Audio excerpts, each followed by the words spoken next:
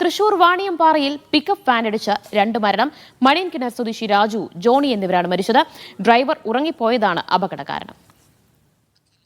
അഖിൽ വിവരങ്ങൾ നൽകും. അഖിൽ, എപ്പോഴായിരുന്നു അപകടം? ദിവ്യ, ഇന്ന് രാവിലെ 8 മണിയോട് കൂടിയാണ് ഈ അപകടം ഉണ്ടാവുന്നത്. ഇത് കള്ള് കയറ്റി വന്ന പിക്കപ്പ് ലോറിയാണ്, ഈ പിക്കപ്പ് വാനാണ്. ഈ കള്ള് കയറ്റി വന്ന പിക്കപ്പ് വാൻ ഇത്തരത്തിൽ ഈ റോഡ് അരികിലൂടെ നടക്കുകയായിരുന്നു. പാലക്കാട് ഭാഗത്തു നിന്നും തൃശ്ശൂർ ഭാഗത്തേക്ക് പോകുന്ന പിക്കപ്പ് വാനാണ്. ഈ സൈഡിലൂടെ തന്നെയായിരുന്നു ഈ 2 കാൽനട യാത്രക്കാരും നടക്കുകയും ചെയ്തിരുന്ന. മണിയക്കിണർ സ്വദേശി രാജു, അതുപോലെ തന്നെ ജോണി, ഈ 2 പേരാണ് മരിച്ചിരിക്കുന്നത്. ഇവർ നടന്നു പോകുന്നതിനിടയിൽ ഈ പിക്കപ്പ് വാൻ ഉറങ്ങിപ്പോയതാണെന്നാണ് പറയുന്നത്. ഇയാൾ ഈ 2 പേരെ ഇടിച്ച് തെറിപ്പിക്കുകയായിരുന്നു.